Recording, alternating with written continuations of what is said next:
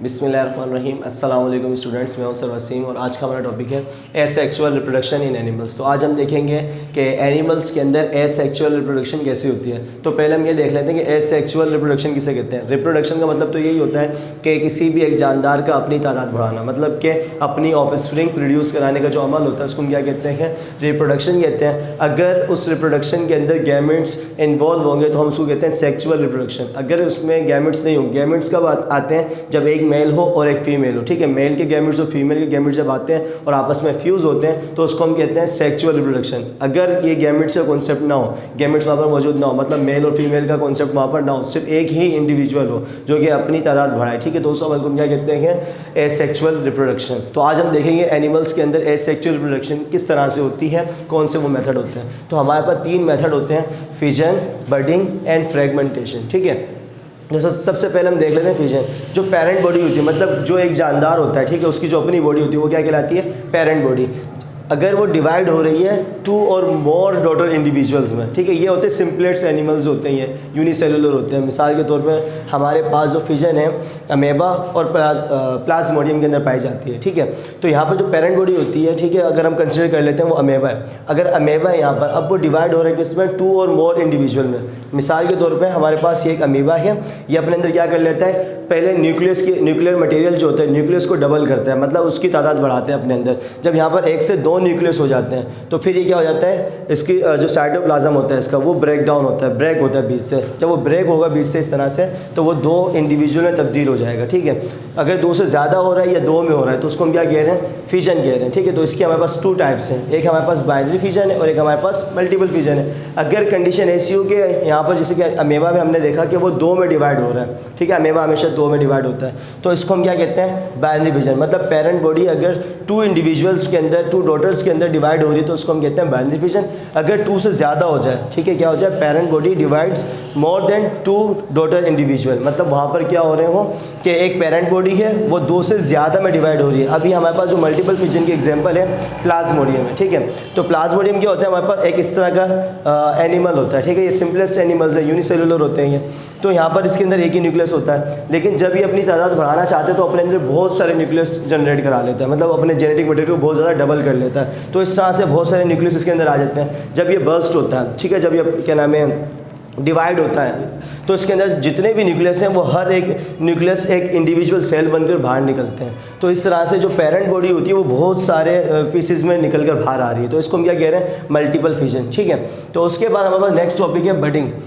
हमारे पास एक जानदार क्या कर रहा है इसमें, यहाँ पर हमने एग्जांपल ले लिया हाइड्रा। इसके अंदर क्या होती है, एक बर्ड फॉर्म होता है। क्या फॉर्म होता है, एक बर्ड फॉर्म हो रहा है, ठीक है, इस इंडिविजुअल के अंदर। मतलब ये एक पेरेंट बॉडी है, पेरेंट बॉडी के अंदर से एक आउट ग्रोथ निकल रही है, ठीक है, एक दाने नुमा स्ट्रक्चर निकल रहा है। अब वो दाना आहिस्ता आहिस्ता ग्रो करता है, ठीक है, ग्रो करते करते वो किस तरह से अपने पेरेंट बॉडी की तरह होता रहता है। जैसे ही वो बड़े साइज़ में हो जाता है, ठीक है, आउट ग्रोथ ज़्यादा हो जाती है तो वो अपने पेरेंट बॉडी से क्या हो जाता है, डिटैच हो जाता है और एक इंडिविजुअल में कन्वर्ट हो जाता है। तो इस तरह से एक बर्ड की वजह से क्या हुआ, एक इंडिविजुअल ने अपनी तादाद बढ़ा ली, मतलब एक खुद तो मौजूद है लेकिन साथ में उसका जो डॉटर इंडिविजुअल है वो भी मौजूद है, ठीक है। तो बर्डिंग जो होती है हमारे पास पेरेंट बॉडी के अंदर क्या होता है, एक बर्ड फॉर्म होता है इस तरह से, फिर वो डिटैच हो जाता है, ठीक है, वो अलग हो जाता है। अलग होने के बाद वो एक इंडिविजुअल के तौर पे ग्रो करता है। तो इस तरह से जो एसेक्सुअल रिप्रोडक्शन होती है तो उसको हम क्या कहते हैं, बडिंग कहते हैं, ठीक है। इसकी एग्जांपल हमने हाइड्रा को डिस्कस किया। अब हम देख लेते हैं फ्रैगमेंटेशन को। फ्रैगमेंटेशन क्या होती है, हमारे पास जो पेरेंट बॉडी होती है वो ब्रेक होती है, टूटती है, ठीक है, 2 और मोर पीसेस, 2 या 2 से ज़्यादा पीसेस में टूट सकती है। जब वो पीसेस में टूट जाती है तो उसका जो हर पीस होता है, एक एक पीस, ठीक है, हर पीस जो होगा उसका वो रीजनरेट करेगा, खुद की एक बॉडी बनाना शुरू कर देगा और किस में कन्वर्ट हो जाएगा, हमारे पास एक डॉटर इंडिविजुअल। मिसाल के तौर पे हमारे पास एक प्लेनेरिया है, ठीक है।